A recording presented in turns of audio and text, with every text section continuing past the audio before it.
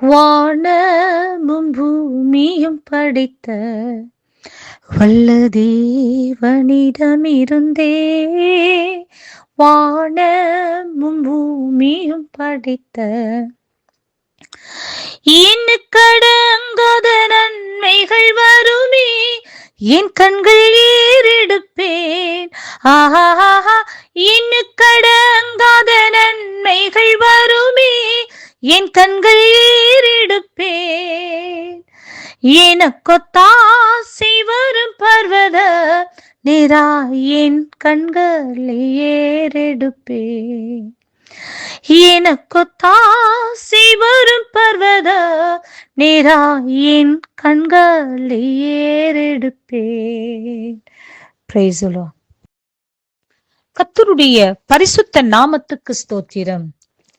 எஸ்தரின் புஸ்தகம் 4வது அதிகாரம் 14வது வசனம்.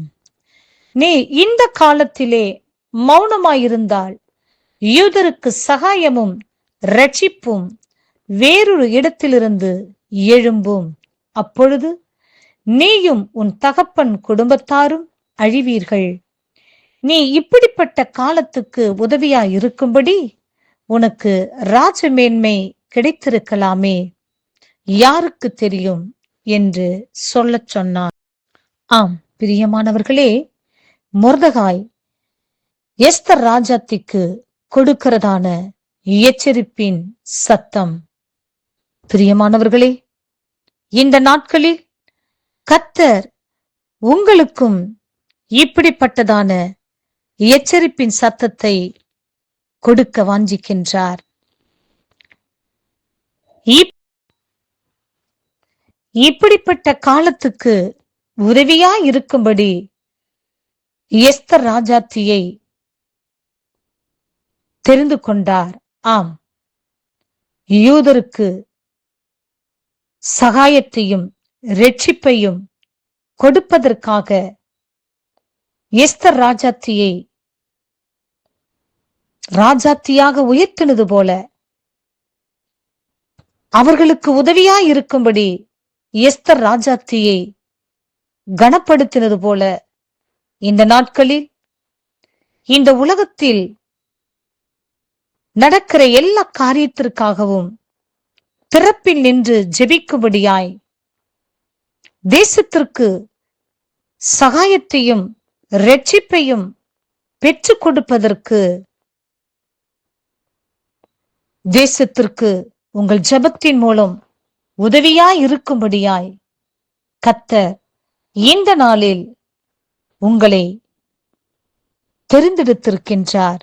பிரியமானவர்களே, நீங்கள் இப்படிப்பட்ட காலத்திற்கு உதவியாயிருக்கும்படி கர்த்தர் உங்களுக்கு அபிஷேகத்தையும் கிருபைகளையும் வல்லமைகளையும் வரங்களையும் கொடுத்து உங்களை கர்த்தர் கனப்படுத்தியிருக்கின்றார்.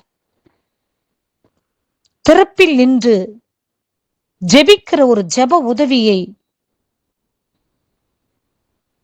நீங்கள் செய்யும்படி கர்த்தர் இப்படிப்பட்டதான கிருபைகளை மேன்மைகளை கர்த்தர் உங்களுக்கு கொடுத்திருக்கின்றார்.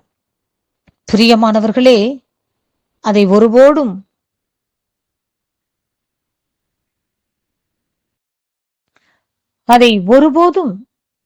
நீங்கள் மறந்து விடாதீர்கள்.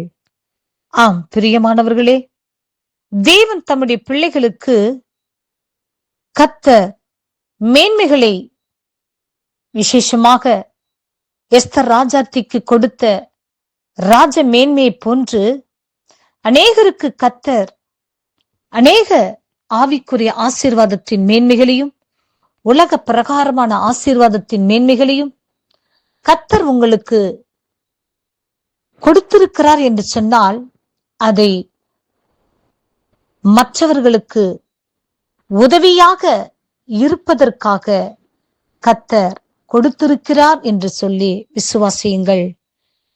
பிரியமானவர்களே,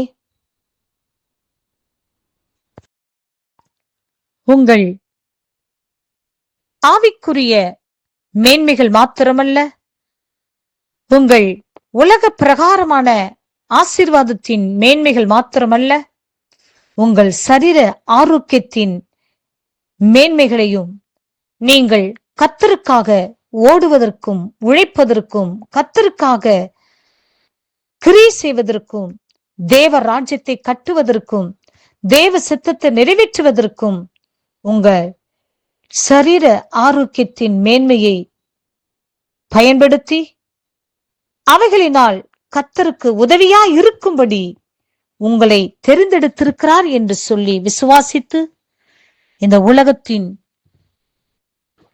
கிரியைகளுக்காக, இந்த தேசத்தின்